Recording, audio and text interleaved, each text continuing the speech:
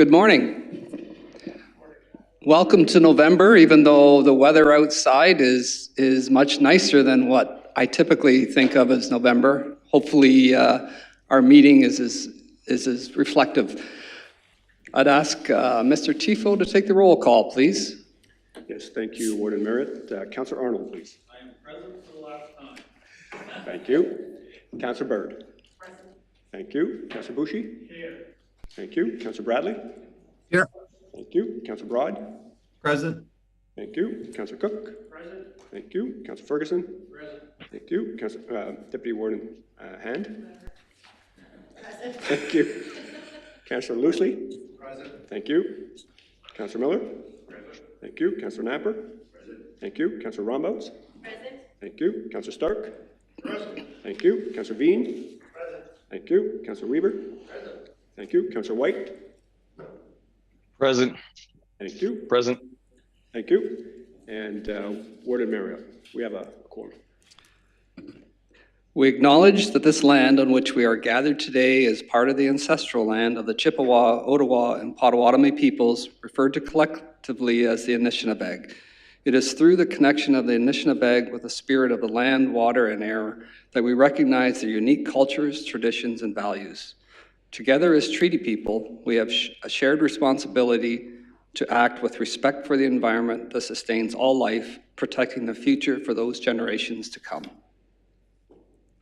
I'd ask any member of council to declare pecuniary interest now or where it may arise on the agenda.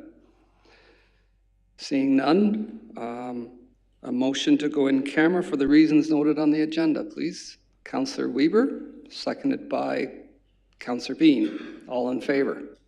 That's carried. Thank you.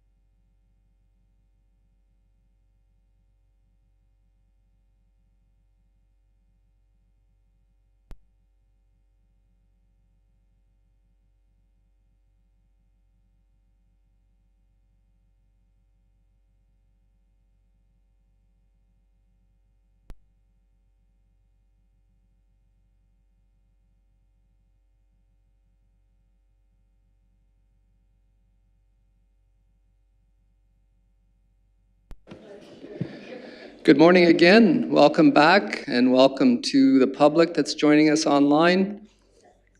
I'd ask everyone to rise for a moment of silent reflection, please.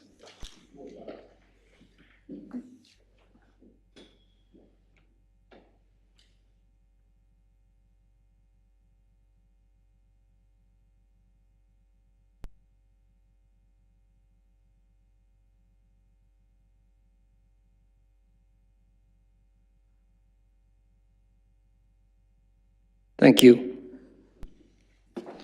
I'd ask Mr. Tifo to rise and report from in camera, please. Yes, thank you, Warden Marriott. I can report that this morning, County Council and the Board of Health met in camera to address three matters. One, the Board of Health addressed a personnel matter. Two, County Council approved its October 5th, 2022 in-camera minutes. And thirdly, County Council approved its Committee P.M. October 18th, 2022 minutes. Thank you. Not on our agenda is today is Take Our Kids to Work Day. The annual event provides students with a glimpse into the working world, and for us specifically, the many ways municipal staff provide caring, growing, and innovative services to the residents of Lambton County. This day involves students from grade 9 spending the day in the workplace of a parent, relative, friend, or volunteer host, where they experience and learn about the world of work. We would like to welcome Lydia Venema, Elena Coles, Rachel Burns, Presley Dalton, Merrick Jackson, Brenna Coates, Olivia Coles, Sophie Botting, Lila Barlow, Evan Sygrove, Angelina Morrissey, Carrie Leneve, Margaret Churchill, Miley Anderson, Sophie Bernard, Isabella Rumbouts, Hunter Mitchell, and Elisa Wilson. Welcome to those students.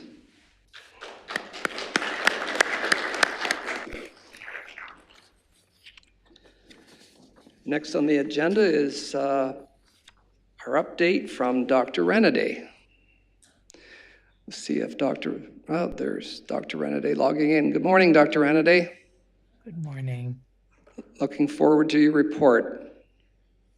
Okay, thank you, Warden. Can you hear me? Yes, we can. Okay, great. So I guess I'll just start by saying good morning. And I understand that the next council meeting will be a slightly different makeup of councillors and folks. So to this current council, I just wanted to say thank you. Also to the ones who might not be returning, that's a special thanks to you, and especially the ones who are not returning after a really long period of service, an extra special thank you to you as well. So I guess what I would do is to say that there isn't really a lot of COVID-specific information that I need to share with you. There's nothing that's going to change or be different over the next month or so until your next meeting. What I would say, though, is just from my observations, as we sort of transition into a place where COVID is managed as part of the routine set of respiratory viruses, and that's really the move that has happened in many places, in Ontario included. There are probably at least three identifiable groups of people who are going to have the hardest time with that transition. So I want to walk you through those three groups. There's no clear solution, and everybody's going to have to move through this at their own pace, but let me talk about those three groups for a second. The first group is going to be composed of a set of individuals who over the last 2 years have been very, very, very worried about COVID, worried about getting COVID, really conscious about trying as a primary goal to avoid getting COVID.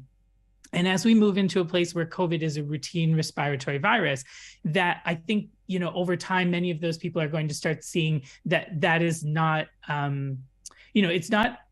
it's perhaps not realistic to indefinitely avoid exposure to COVID, right? But they've really been trying for the last 2 years. And that's a really challenging place for people to be in, because it sort of leaves you in this space of, I don't know what to do now. And everybody's going to move through that in their own time. But the biggest acknowledgement is that at a certain point, every person is going to say, you know, there is value to me in socializing, and that social behavior is going to put me at risk of influenza, COVID-19, non-COVID coronaviruses, common colds, and so forth, right? And so it's a balance that everyone's going to strike. But there are people who are still in that place of I would say, tremendous fear about COVID, and that is going to potentially, you know, cause them increased anxiety, increased social isolation while they see everybody around them doing, you know, routine normal things. There's not a great strategy for how to help those people, but I think it starts with just sort of understanding where they're at and recognizing that everybody is going to move at a different pace, and some might still take quite a while to get there, even if they recognize that they're vaccinated or they have lower risk or whatever. It's a mindset that people have been in for 2 years. Okay, that's the first group. The second group is people who have a personal or professional stake in the ongoing COVID pandemic, right? So if there are people who, for example, have invested a lot in things like rapid tests or in things like, you know, parts of the response, and they see those things sort of moving away, they're going to say, what do I do now? And that's going to be a bit of a transition for some of those people as well.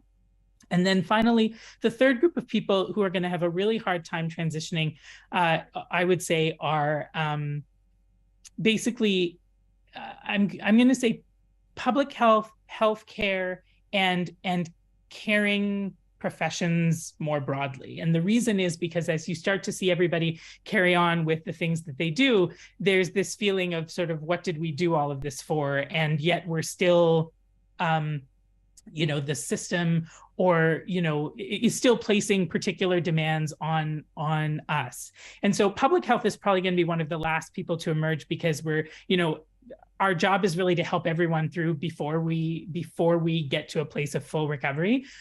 Healthcare is another place, though, where we need to pay attention, because you're seeing compounding effects across the system in Canada of people who are now sort of coming back to the healthcare system with the routine things, but in higher volumes, coupled with people who have been delivering care in different ways and trying to adapt for several years. And that is causing, you know, things like human resource shortages, things like emergency room changes in terms of what they can and can't handle, you know, temporary changes to surgeries, things like that. Again, there's no clear answer there, but it is important to note that A, it is a real phenomenon, and B, it's a widespread phenomenon, and C, that at least the stress and strain of the last 2 years is some component of what is causing all of that, even though there are not clear solutions for how to deal with it. So those are the three groups that I think are really going to need some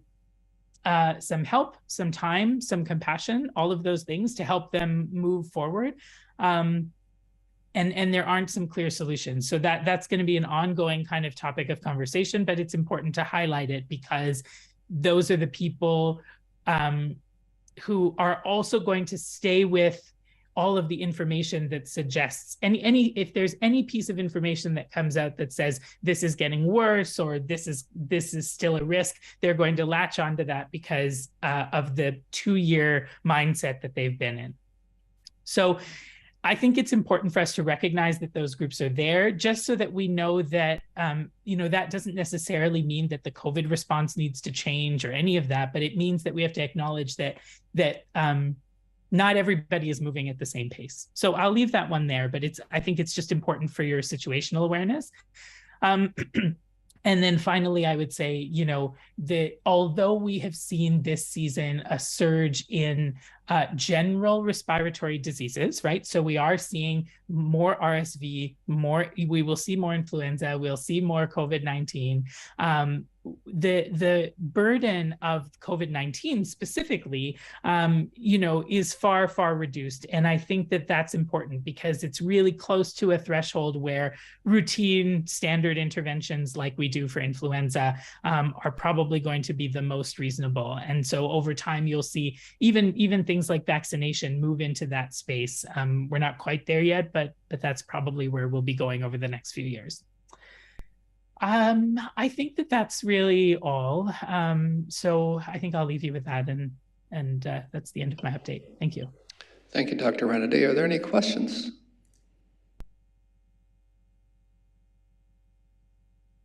Seeing none. Guess not. Dr. Renaday, thank you again for your update. Thank you. Item number 9 is a donor recognition.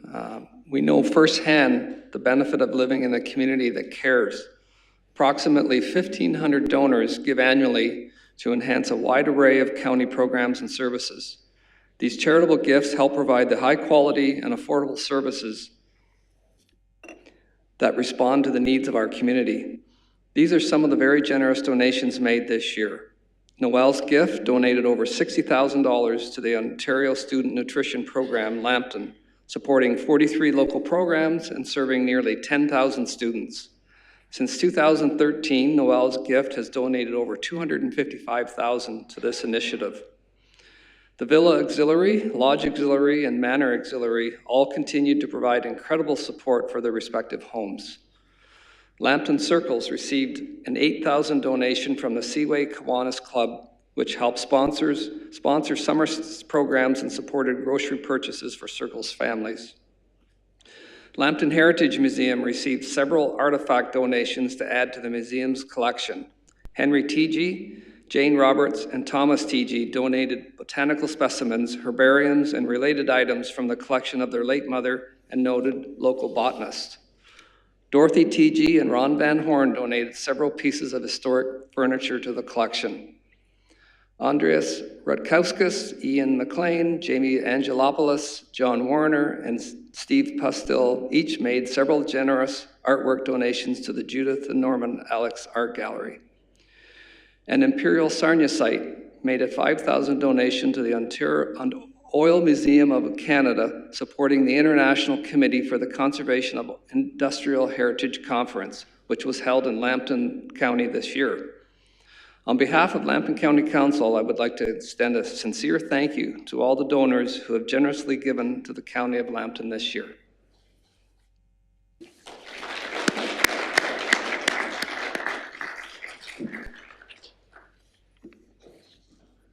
Next on the agenda, and item number 10 is delegations.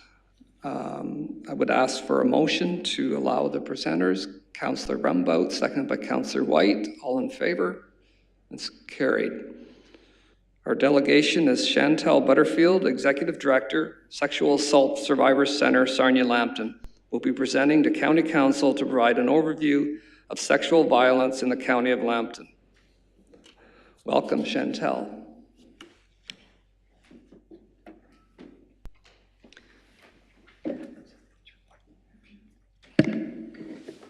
Thank you. Good morning, everyone. My name is Chantal Butterfield, the Executive Director for the Sexual Assault Survivors Centre Sarnia-Lambton. Since 1982, the Centre has been supporting survivors of sexual violence and working to prevent gender-based violence through education, systemic advocacy, and collaboration. We provide individual and group counseling to all genders, a 24-hour crisis and support line, and advocacy and accompaniments for survivors navigating court, police, and medical processes. In addition to this, we have a very busy anti-human trafficking program. As a sexual assault support organization, we strive to wrap survivors in our community's care. We walk beside them on their journey, our supports are free, and they do not come with time limits. I'm here to ask Council to endorse a resolution calling upon the Province of Ontario to provide increased and, most importantly, sustainable funding for community-based sexual assault support centers. Included in your packages is both a backgrounder explaining the history of the critical underfunding for community-based sexual assault support centers, as well as suggested wording for the resolution encouraging the provincial government to make funding in our sector a priority. Before the pandemic, survivors were already reaching out to us in record numbers.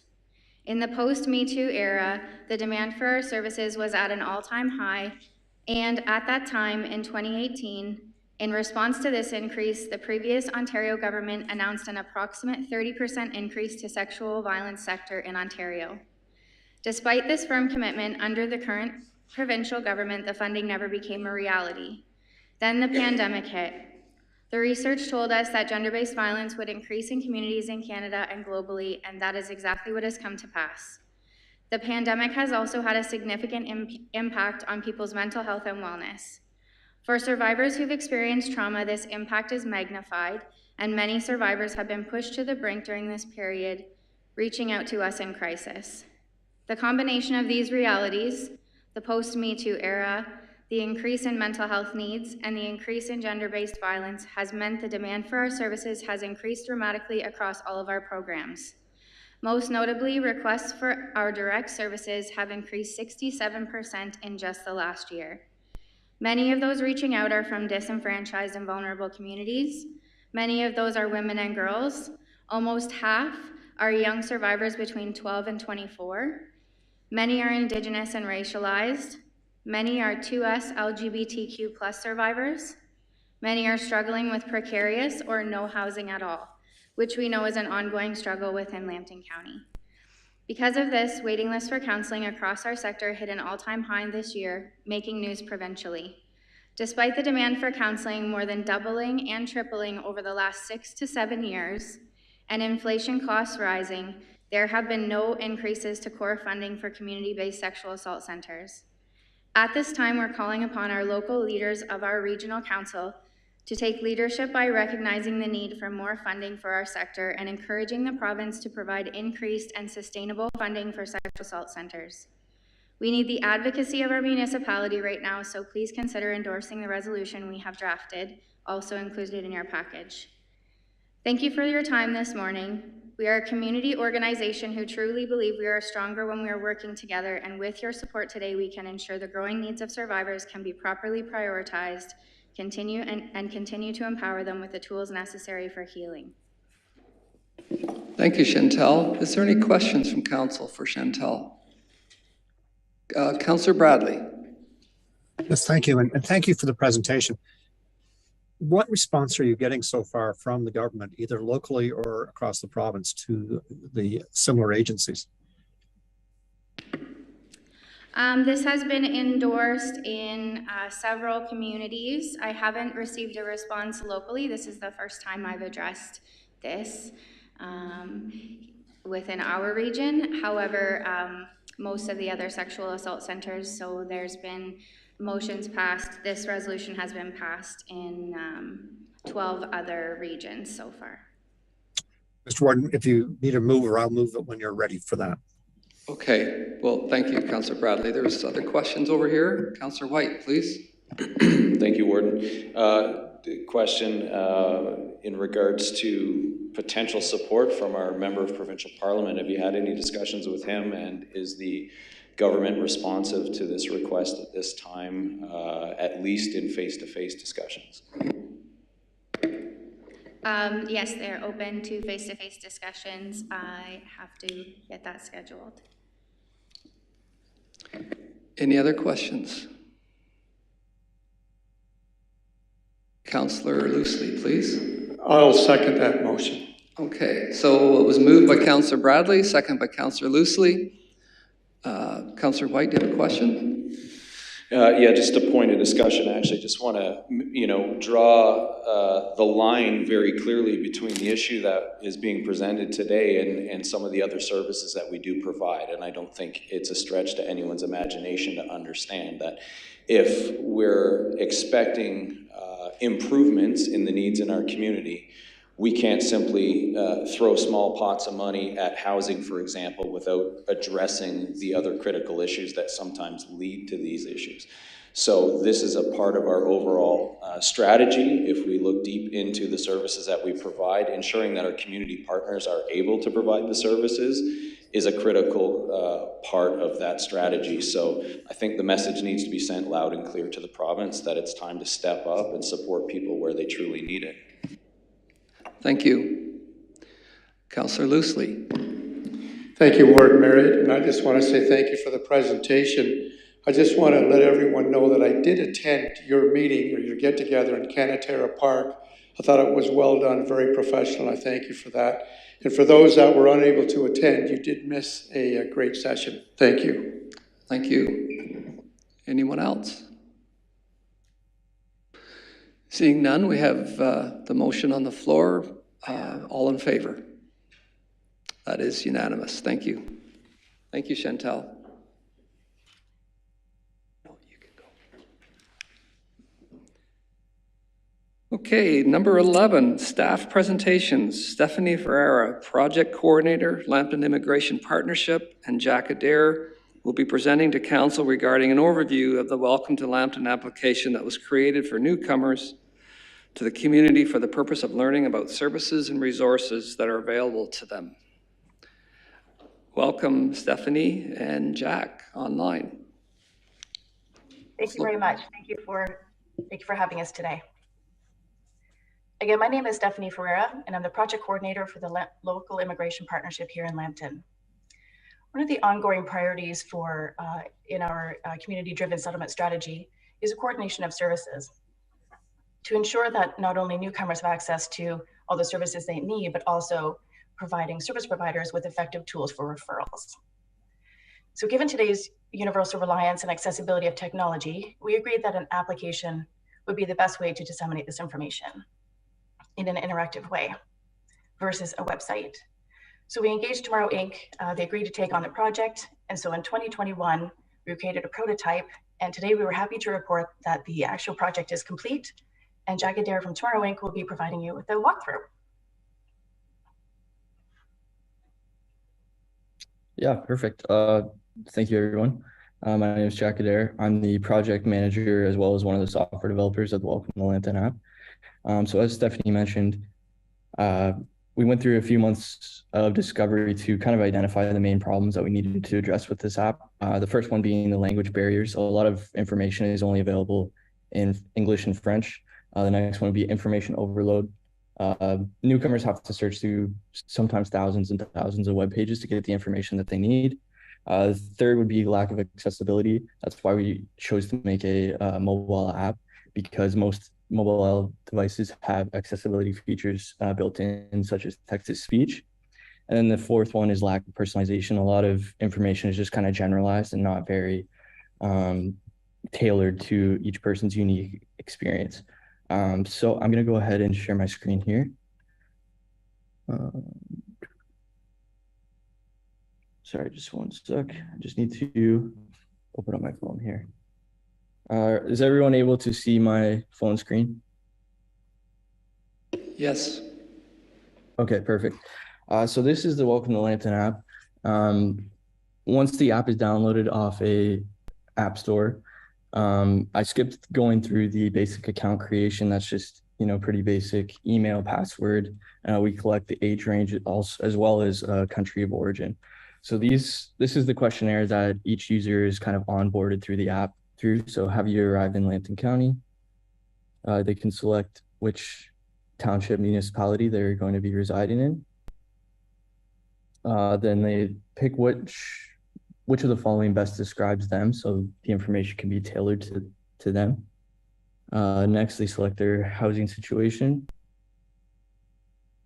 And then finally, they are able to select interests as well as the services that they think they'll need the most.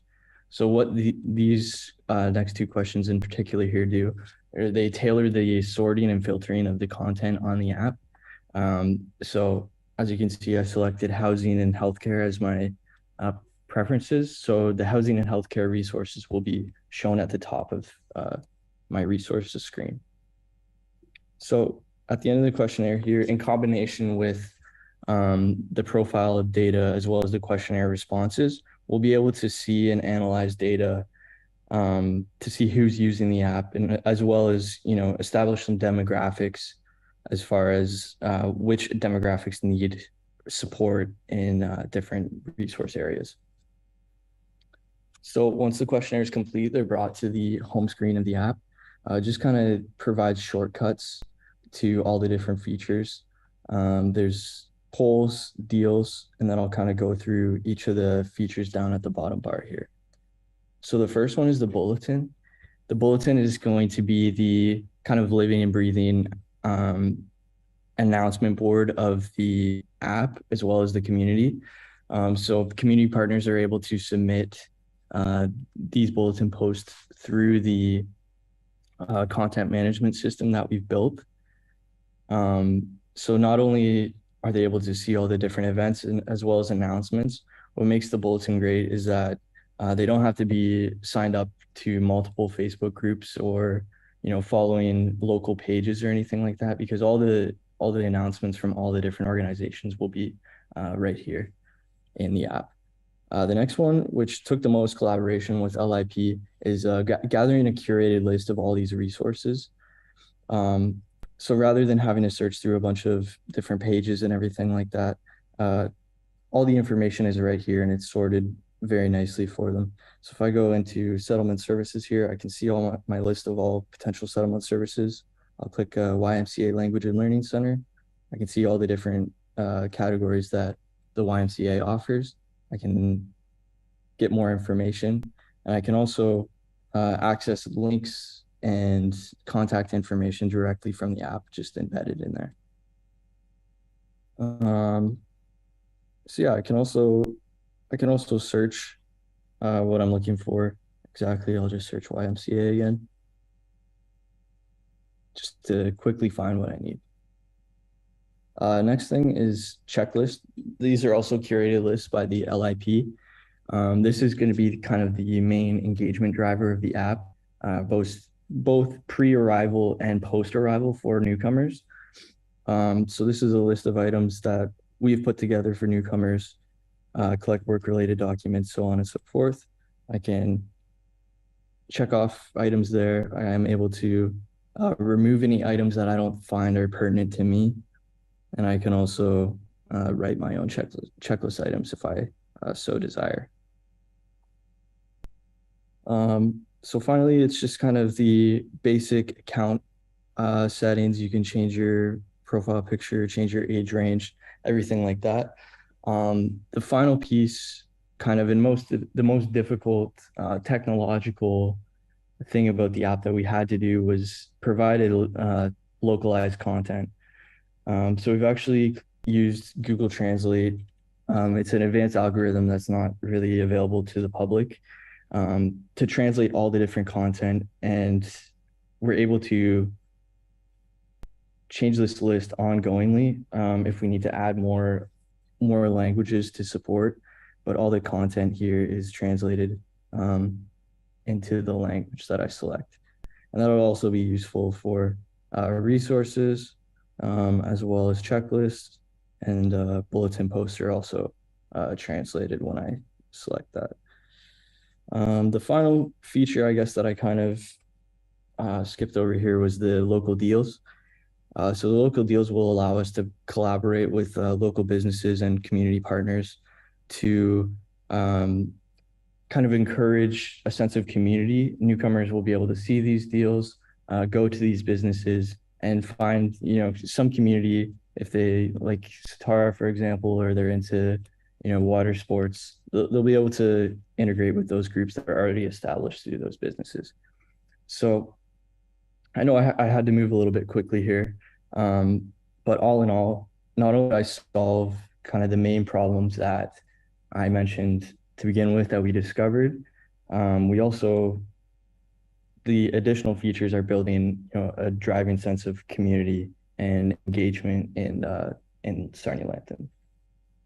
So if there's any questions, I'll be happy to answer. I'll unshare my screen here. Thank you, Stephanie and Jack. Deputy Warden Hand, you have a question. So I appreciate the presentation. It looked like an excellent tool for newcomers, but my question is related to technology. Is there a place where, so if everyone doesn't have a cell phone or doesn't have access to do this on their own, is there a center where they can come and be guided or supported through equipment or an iPad or something like that? Yes, I can answer that question. We've recently collaborated with Cultural Services with the County of Lambton to ensure that all libraries would be able to provide resources for those seeking this app. Sadly, PCs aren't necessarily conducive to this technology, so it would be iProducts, so an iPad or an iPhone. So people accessing these library systems can create an account, or they can actually use a dummy account. It's sort of the term, but the dummy account where they can actually access the app without committing themselves to a profile. Additionally, though, the resources that you saw on the app will also be taken off of the app and created in a PDF file and accessed on the intranet for county staff as well. So all those resources are available. Thank you. That sounds great. Any other questions? Seeing none. Thank you, Stephanie and Jack, for your presentation this morning. Thank you. That moves us to item number 12, minutes of open session council of October the 5th. Do we have a motion to adopt those minutes? Councillor Weber moves and seconded by Councillor Bean. All in favor? That's carried. Thank you. Item number 13, correspondence. We have 4 items to receive and file. Councillor Bean, seconded by Deputy Warden Han. All in favor? That's carried. And item number 14, we have an information report from Finance, Facilities, and Court Services. Do we have a motion to receive and file this? Councillor Miller, second by Councillor Loosely. Any discussion? All in favor? It's carried. And item number 15, items not requiring motion.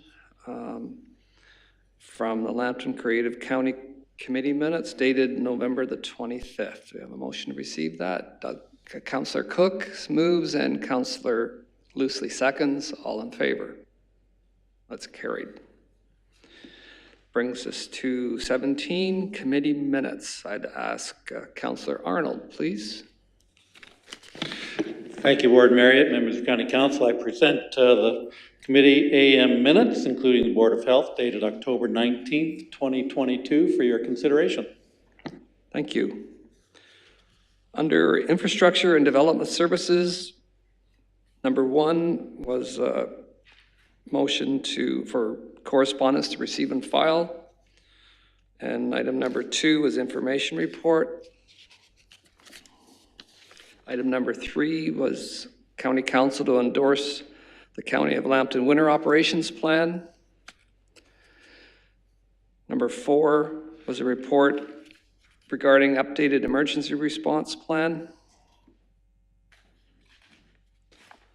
Under Public Health Services, motion number 5 was correspondence, receive and file. Number 6 was information reports. And under Cultural Services Division, number 7 is information report as well. And number 8 was report requiring motion on the museums, galleries, and archives collections management. And number 9 was adjournment. Councillor Arnold, please. Ward Marriott, members of County Council, I move this day's minutes. Seconded by Councillor Napper. All in favor? That's carried. Thank you. Call on Councillor Ferguson, please, for the PM minutes. Thank you, Warden. I'd like to present to Council the minutes of PM committee. Under Long-Term Care Division, number 1 was an information report on the reports from Long-Term Care Division. And number 2 was an invitation under Long-Term Care Homes Christmas dinners. Under Finance, Facilities, and Court Services, item number 3 was the information report on the Bayside Center activity update. And number 4 was a report requiring motion on the, on the capital grant request. We have a question by Councillor Loosely. Yeah, thank you, Ward Marriott. I just feel that we should consider tabling this to the new members of County Council. The reason being, some of these people have waited a couple years to even come and present, and I think now is the time that we should consider at least hearing them out, whether we agree to give money or not. But I think it's time we should at least give them the opportunity to come. And I'd like to request that we table this or refer this to the new members of council. And if it's appropriate, I would make that motion at this time. Well, I guess this is just to give direction to staff at this time, but new council will have the ability to make a motion anyway, unless Mr. Tifo wants to expand on that, please. Yes, if I understand correctly, Councillor Loosely is looking to defer this effectively to new council for its consideration. If you were to adopt the resolution that's before you in the minutes this morning, it would be governing right to the end of your term, and new council, if it wishes in January to address this issue differently, it can do so without a motion for reconsideration. So effectively, two pieces. One, if it's adopted here, it helps staff move forward with respect to the budget preparation, the preliminary budget preparation. And secondly, despite the resolution with new council, given that it's a new council, new term, the matter could be dealt with afresh by new council in January. Does that help, Councillor Loosely? It does. However, I would have liked to have dealt with it to make sure it does in fact come before that new members of council, because we probably could forget about it. We may not do it. And I still think we're already late in preparing the budget. It still gives staff lots of time, I feel, to prepare the budget. So I would like to deal with it now if we could. I guess there's nothing stopping us from dealing with it, even though, yeah.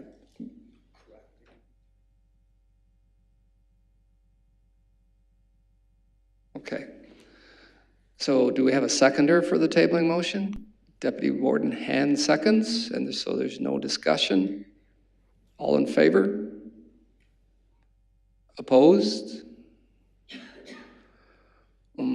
That's close. Do you want to? I'd like to request a recorded vote, please. Okay. Mr. Tifo, please.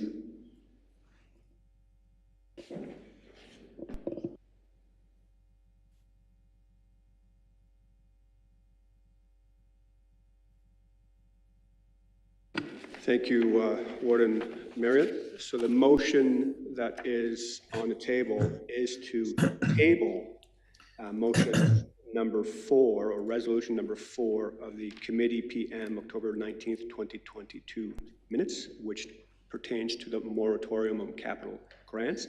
If you table it, this will just be moved to the January 18th, 2023 committee meetings.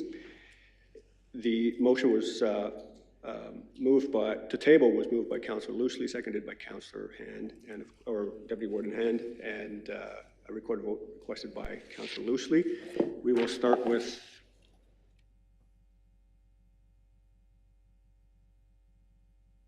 Councillor Bradley. If you vote yay, that means it gets punted over to January. If you vote no, you deal with it today. So Councillor Bradley. I'm in favor of the motion. I have a yes, Councillor Bradley. Yes. Councillor Broad. No. I have a no, Councillor Broad. Councillor Cook. No. I have a no, Councillor Cook. Councillor Ferguson. No. Councillor Ferguson, I have a no. Deputy Warden Hand. Yes. I have a yes, Deputy Warden Hand. Councillor Loosely. In favor.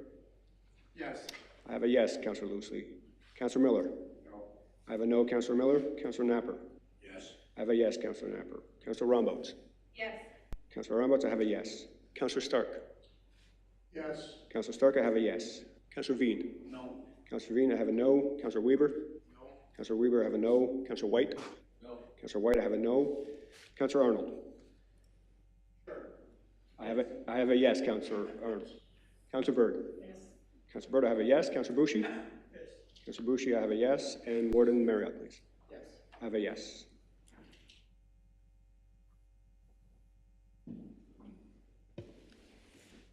It carries. The motion to table carries.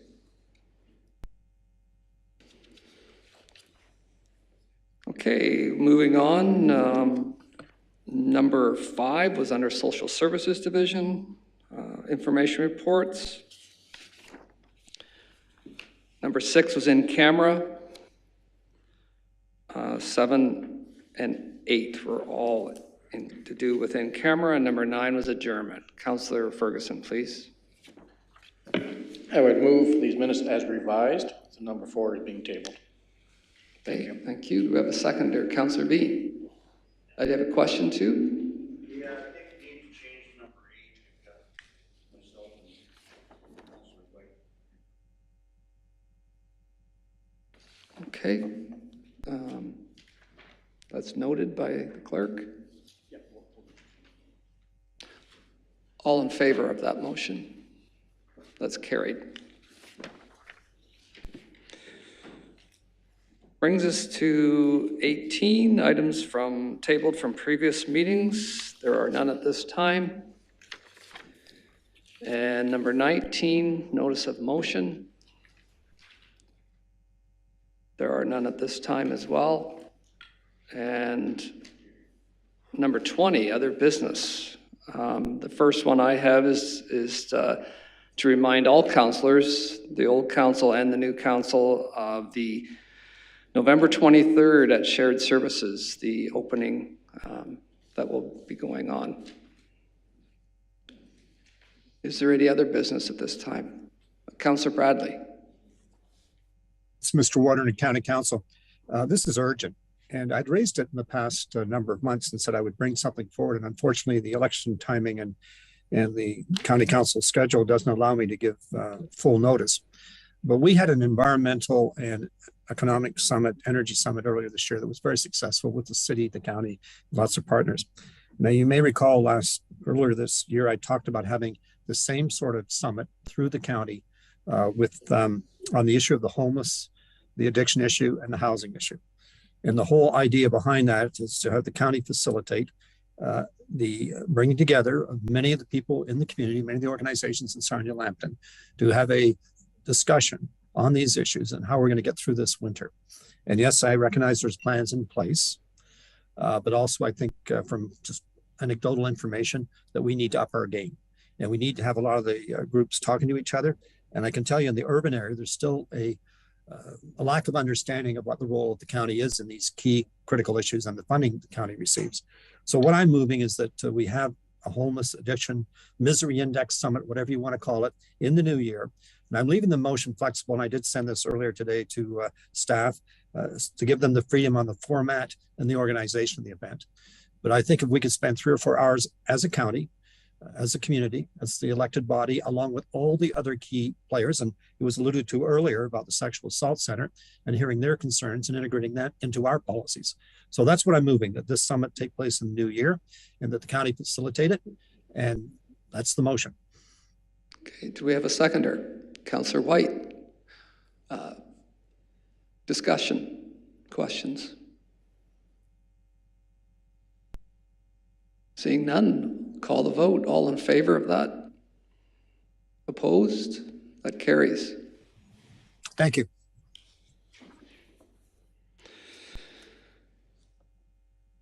And that brings us to 21. Oh, sorry. Yes, Councillor Rumbouts. Yeah, just under new business, I just wanted to thank the members of County Council. They did complete our roundabout at the corner of Egremont Road and Nauvoo Road, and it is much safer, and our community and the people passing through our community are very grateful for that, and it did get completed on time, and so I just wanted to thank the members of County Council for making that happen this year. Thank you. Thank you for bringing that up, Councillor Rumbouts. Yeah, that's great to have that project completed. Councillor Arnold, please. Thank you, Warden Mary, members of County Council. I know there's just a motion just passed in regards to having a large meeting and having a group of people together. And I'd just like to implore County Council to ensure that our MP is there. I see that they are working at increasing immigration. I have nothing against immigration, but the federal government wants to bring in up to 500,000 new people by 2025 coming into this country. And there's a reason why we have a housing shortage. And we have not prepared adequately moving forward. And unless the federal government wants to back up what they want to do with immigration, we'll never be successful. When you start looking at bringing in the amount of people that would fill the city of Windsor, year over year, and yet there's not the money for the infrastructure to back that up, whether it's doctors, hospitals, schools, or any of those things, we have an issue that's got to be addressed. And I think the only way we're going to have it addressed locally is to make sure that our MPs are here with us going through this process. So just a comment, Mr. Warden. That's a good suggestion, Councillor Arnold. Staff will take all that into consideration, and I think it's a good point. We probably should have MPPs there as well. Is there anything else under other business? Seeing none, we will move to item number 21, which is tough. I'd like to take a few moments to thank those staff and councillors who are departing this term. Mr. Ron Van Horn, on behalf of all of council, I would like to wish you all the best in your retirement. Thank you for your dedicated years of service with the county. Your guidance and leadership have had a lasting impact on our community, and you should be incredibly proud of all that you've accomplished. I have a certificate and gift from County Council here that I would like to present to you. And once again, thank you for all your hard work over the past 30 years plus.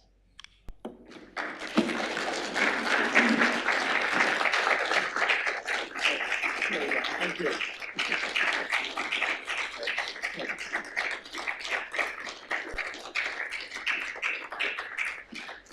And I believe, if you're wondering, that he looks like Santa's little helper today, I believe maybe he has something he wants to do as well, but I don't know if that was now or... Yeah, I'll stand up for this. When I first got appointed to the county and as a senior position staff, I was told that I had to wear a red jacket to council. And I mean, it's a beautiful fashion garment in its own right, of course, but I was honored to be able to wear it because it meant that I was accepted into the community and I was part of the team. So it's a symbolic thing, and we've kept it all these years. We haven't worn it very often. Halloween maybe, but not around the town or anything. So at any rate, I thought as a transitional thing, I would hand it over to Stefan.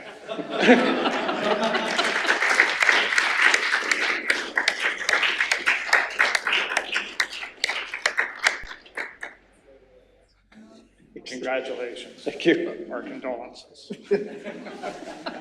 It's a little snug, but thank you. Thank you. The shade of red for your tie, though, is a little bit different. The next part is I would like to extend a sincere thank you to all members of council for your dedication and hard work over the course of the last 4 years. To those who are departing, thank you so much for serving. You have made a lasting impact for your own communities and the county as a whole, and I know your efforts are very much appreciated by all. I would also like to congratulate Councillor Arnold, Councillor Napper, and Councillor Weber on your retirements. Thank you for your ongoing support, hard work, and dedication to St. Clair Township, Town of Plimpton, Wyoming, and the Municipality of Lambton Shores, and to the County of Lambton. Your expertise and wise words will be missed on council, as well as your friendship.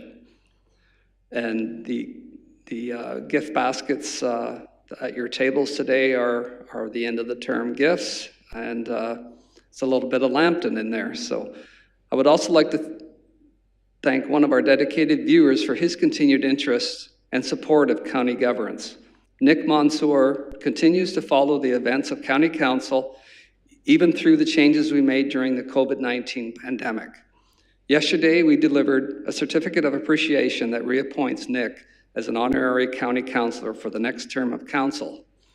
Nick, I know you are watching online, and I would like to thank you on behalf of County Council for your continued support.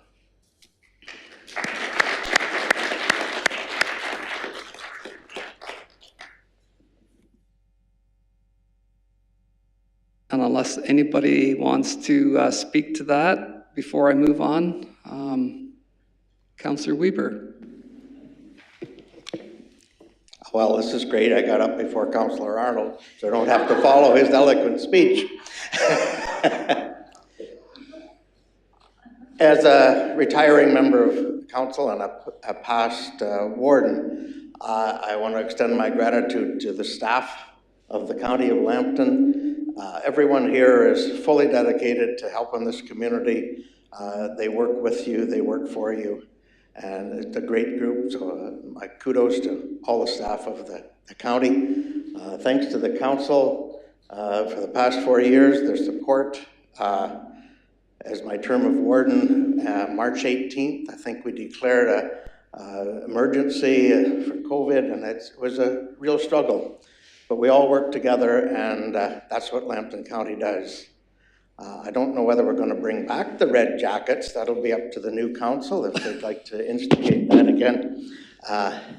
But I've had a great time. It's bittersweet leaving, but it has been, the past 12 years have been fantastic to be able to be here and to serve the county. So thanks to everyone for that. I will introduce the Deputy Mayor-elect, Dan Sageman, who will be joining you next meeting.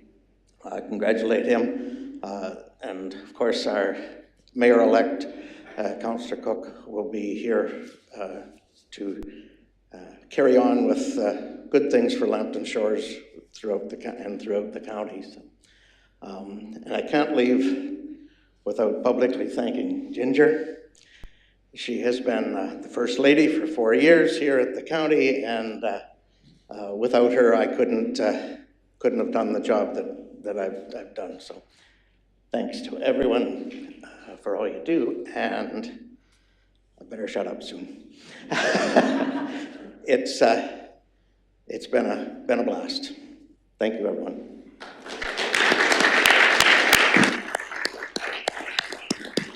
Thank you for that, Councillor Weber. Councillor Arnold has his hand up. Thank you, Warden Marriott and members of the County Council. It's been a long time, and I've appreciated each and every one of you folks, those that I've sat with on this term, and Mike Stark. We go back to the 80s, sitting on County Council. It's been a long time that since I know Mike's been around, and myself have been around off and on, of course, and seen a lot of changes. Most of them have been positive. Things never stay the same. And when you look out the next 4 years or the next 44 years, things will not stay the same. And for that, we need to be thankful. We need to be participatory. I look at these young people up in the gallery here today, and I look at them as leaders. They'll be here to replace us, which is a good thing. And they will bring a different set of knowledge and practical solutions to all the things that we have all tried to do over the last number of years. I also look to my deputy mayor. He's finishing 40 years nonstop on council. And Steve's brought a lot to our community, and he will continue to bring a lot here because he's here for another 4 years. And he also has a new mayor to break in. So one sense, I feel sorry for him, but I know he's up to the challenge and he'll do a great job. And so to all of you, everyone on staff, and Ron Van Hort, I remember the day we hired you, and it seems like yesterday. And yet we look at the career that's done so well and have moved forward. So, and I can say that about a lot of the folks that sit around the management table. And I was too, like Bill, I was only warden for 2 years, but traveled all over North America, representing the County of Lambton and my own municipality. And those are memories and things that you never, ever forget. And hopefully that in my own small way, I've made a positive difference to all of us here in Lambton County and my own municipality. And I do look forward to seeing what great things everyone accomplishes. So thank you to staff, and mostly thank you to County Council. And I know there's at least one out in the gallery. I guess there's a couple out in the gallery that'll be coming here. And good luck to you folks, because sometimes it's not an easy job, but we do our jobs, and thank you very much.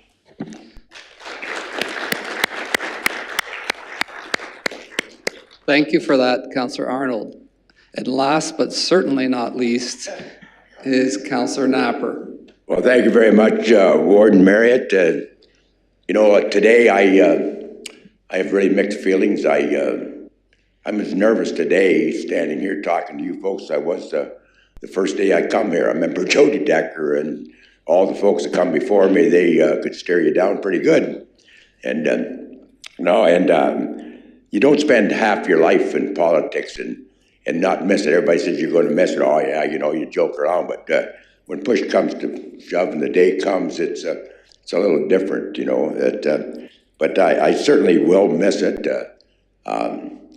What I'll really miss is the staff. I had a good relationship here with the staff, and I want to thank each and every one of you and everyone that I served with on here. And we had some great times. There was some great folks come through here, great pillars of the communities, and made some long-lasting friends. And I got sitting there last night kind of reflecting, and I think I counted up 40, 45 conventions I went to, and that's where I seemed to shine out in the corner with the late Bill Bilton and a few other people. And I guess I left a mark on some of the members down there. But I just, rambling here now, I had a speech prepared, now I forgot it, but I definitely want to just thank everybody. And I was disappointed. I always had goals to be in warden, but one year I couldn't even get deputy warden. Ian Beans beat me out. It's the only time I ever got beat in my career, and be the last damn time I'll ever vote for him.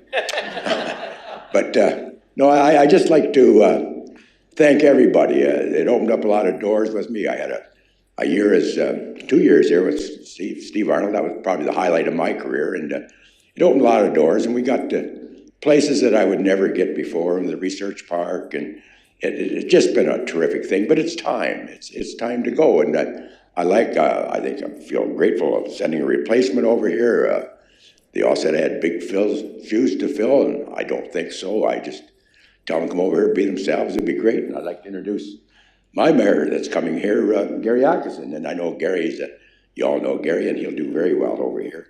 And I'll work with him. I'll get him educated, come down to my level of thinking. And I'm sure you won't miss me for disrupting your meetings at times. But as we're moving forward, I just want to, I'm looking forward to my new life, and it is going to be a bit of a challenge. I guess I'm going to be living in subsidized housing on a below poverty income over in Meadowview or Lambtonian Estates there, in Enniskillen Estates over there, where you never heard a discouraging word, and you'll never get woke up by a garbage truck. They don't seem to like garbage over there, but I'm looking forward to it. And all I can say is I'm rambling. And thanks so much. And if you ever drop by, and the door's always open, and we'll leave the light on for you. So thank you very much, folks. I enjoyed every minute of it.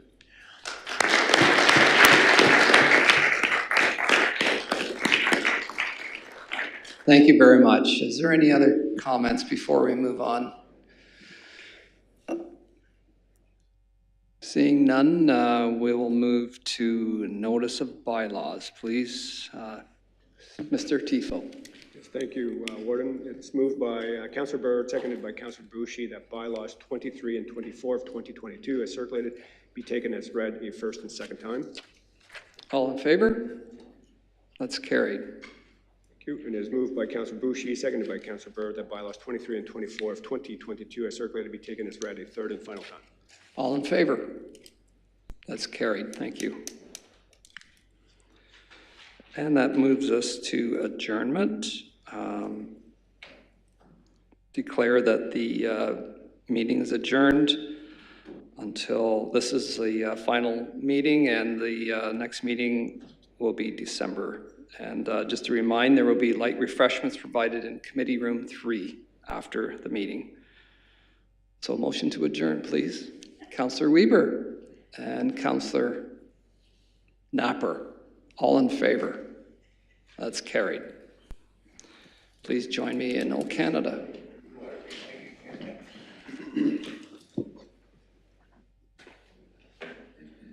O Canada, our home and native land, true patriot love in all of us command.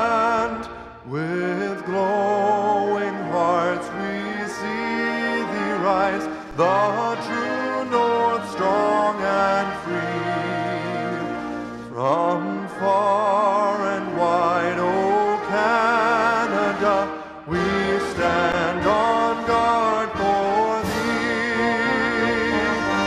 God, keep our land glorious and free. Oh, Canada, we stand on guard for thee. Oh, Canada, we stand on guard for thee.